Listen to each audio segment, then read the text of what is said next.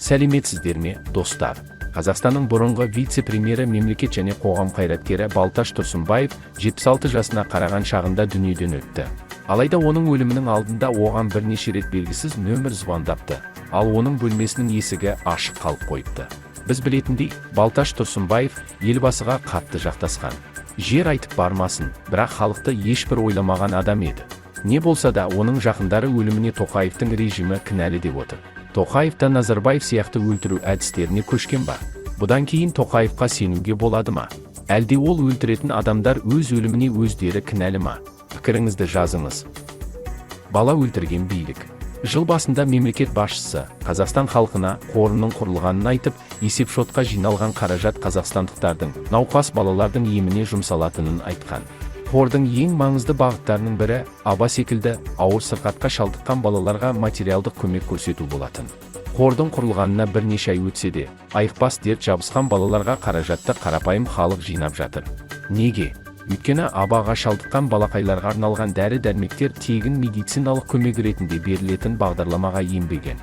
Бұл мәселемен министрлік енді айналыса бастапты. Осылайша күн санап ауруы асқынған балалар денсаулық сақтау министрлігінің тиісті бұйрықты шығаратын күнін сарыла күтуге мәжбүр. Бірақ бұл бюрократиялық тізімнің бастамасы ғана.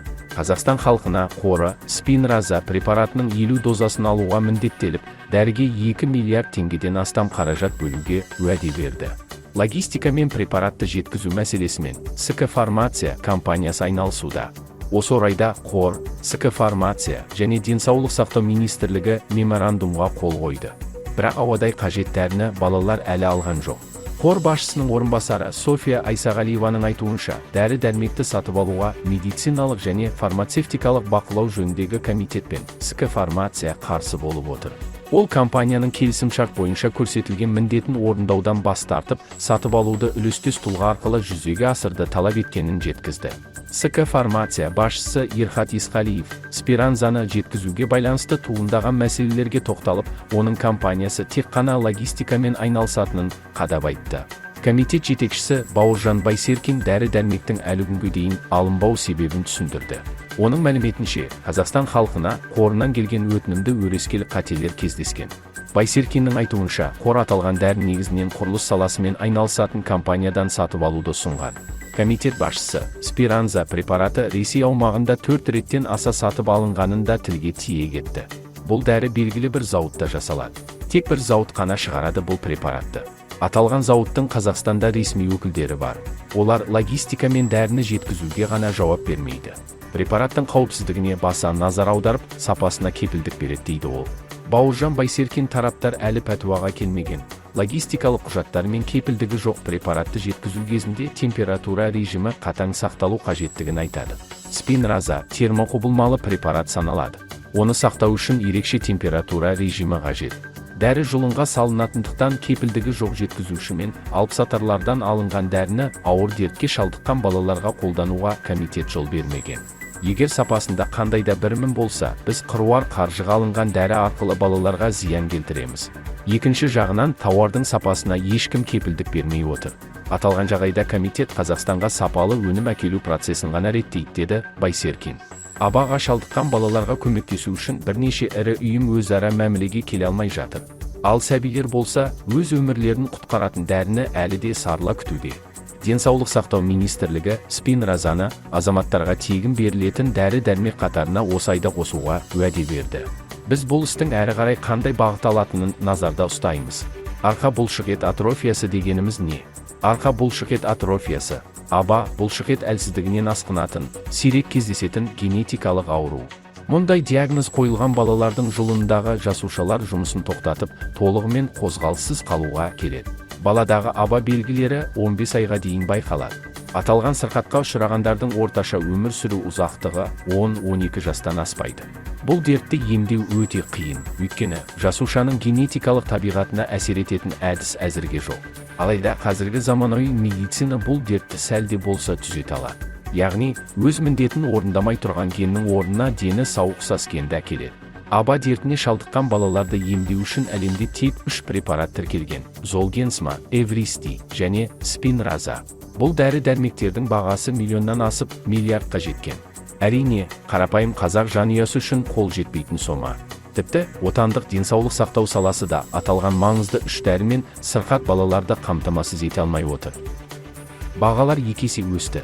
Достар, бағаларға келейік. Қазақстан аумағы жағынан әлем елдері ішінде 9-ші орында тұр. Осылай деп, жердің кеңдігімен қанша мақтансақ та, аграрлық әлеуетті 30 жылда пайдалана алмағанымыз байқалады. Азық-түліктің күн санап қымбаттауы бұл күнде қазақстандықтардың ең басты проблемасының біріне айналған. Импорттың да үлесін азайта алмай келеміз. Ауыл шаруашылығы өндірісінің, агроөнеркәсіптік кешеннің дамымай қалғанына қандай факторлар себеп болды? Агросаясатта қандай кемшілік кетті? Мемлекет логистика мәселесін реттеуі керек еді. Қазақстан президенттігіне экс-кандидат, ауыл шаруашылығы министрінің кеңесшісі Төлеутай Рахымбековке хабарласып көргенбіз. Сарапшының айтуынша, агросаясат жалпы қатып қалған ережемен бір жақты жүрмеуі керек. Ол жағдайға байланысты өзгеріп тұруы тиіс. Төлеутай Рахымбеков қазір жүргізіліп жатқан агросаясаттың негізі 90-шы жылдардың аяғы 2000-шы жылдардың басында қалыптасқанын айтады. Сол бетімен айтарлықтай өзгеріссіз келе жатыр. Ал қазіргі бүкіл жағдайды, дүние жүзінде қалыптасқан ахуалды, Ресейде болып жатқан өзгерістерді есепке алып, агросаясатты жүргізу керек. Біздің ауыл шаруашылығындағы ең басты өніміміз дәнді дақылдар. Дәнді дақылдардың бағасын халықаралық сұраныс емес, біздің жылда өзгеріп тұратын, өндірілетін өнімнің көлемі емес, Ресейдегі жағдай қалыптастырады. 2000-ші жылдардың басында да бертінде солай. Ресейде өнім жақсы шықса, олар жолды жаба бастайды. Біздің шетелдерге өнім шығаратын жолдарымыз көбінесе Ресейге байланған. Логистикалық тәуелділік деп айтуға болады бір сөзбен, дейді сарапшы. Төлеутай Рахымбеков кез келген іспен айналысқан кәсіпкер табыс әкелуді көздейтінін айтады. Ол кәсіпкерлік жұмыс. Ал кәсіпкерліктің ең бірінші мақсаты табыс табу. Табыс табу үшін өндірілген тауарды нарыққа шығарып сату керек. Сарапшы өндіретін өнімді дәнді дақылдарды мысалға келтіріп отыр. Ол біздің басты өніміміз. Біздің ішкі нарықтағы қажеттіліктен 2 есе көп өндіріледі. Яғни біздің ішкі нарыққа 8.000 тонна астық керек болса, біз 16.000 тоннадан артық астық өндіреміз. Сондықтан біз оны шетелге шығаруымыз керек. Шетелге шығару үшін сонау Қара теңіздегі Новороссийск портына жүгіну керек. Ал оған жеткізу үшін Ресей арқылы темір жол қажет. Егер Ресейде өнім жақсы шықса, олар өз жолдарын жаба бастайды. Сол кезде біздің бидай, астық Қазақстанның ішінде кептеліп қалады. Сол себепті біздің соңғы кездегі басты нарығымыз мына оңтүстік жақ, Өзбекстан, Тәжікстан, Ауғанстан, шамалы Әзербайжан. Бірақ олардың барлығы ұнды қосқанда экспорт әлеуетінің 4-5 тоннасын қамтиды. Ал біз 8.000 тоннадай сыртқа сатуымыз керек. Пәкістан кейбір жылы ұн және бидаймен кейбір кезде өз-өзін толық қамтиды. Бірақ құрғақшылық болған кейбір жылдары олар Қазақстанның бидайын алуға мәжбүр болады. Осы логистикалық қиындықтарды мемлекет реттеуі керек еді, дейді сарапшы. Шаруаларды салықтан босату керек. Төлеутай Рахымбековтың айтуынша, мемлекеттен қаншама субсидия бөлініп жатса да, оның тиімділігін ешкім бақылап отырған жоқ.